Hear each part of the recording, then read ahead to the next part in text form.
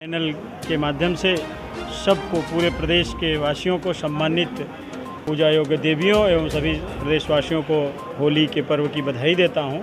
और आप जैसा कि कह रहे हैं कि उद्देश्य हमारा क्या होता है, हम व्यवसायी वर्ग हैं और व्यवसायी वर्ग ही पूरे देश की आर्थिक व्यवस्था को संभालता है और चलाता है। व्यवसायियों की जो उपेक्षा कई जगहों पे, कई स्थितियों पे की जाती है, अभी भी हमारा मानना है कि हमारे देश में 16% हमारे वैश्य समाज की आबादी है और 70% देश का धन हमारे वैश्य समाज के पास है, लेकिन हमको कहीं स्थान नहीं दिया जाता जी। तो ये होली का त्यौहार तो हमारा सांस्कृतिक और सांस्कृतिक आदिकाल से चला आ रहा है।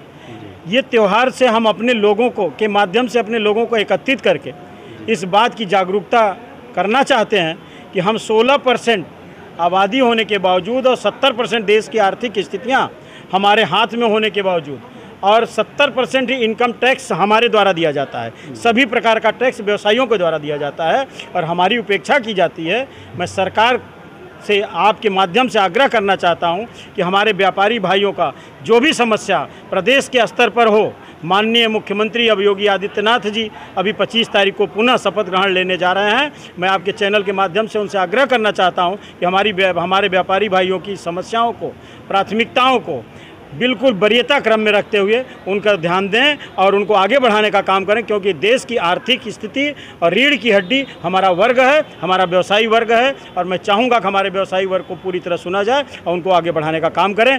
हमारा समाज, हमारा व्यवसायी वर्ग आजीवन योगी आदित्यनाथ जी का हमेशा ऋणी रहेगा और चाहिए अपेक्षा हमारी है कि वो हमारी बातों को सुनेंगे और समझेंगे। और इसी के साथ मैं उनको भी, पूरे प्रदेशवासियों को ढेर सारी बधाई और शुभकामनाएं देना चाहता हूँ।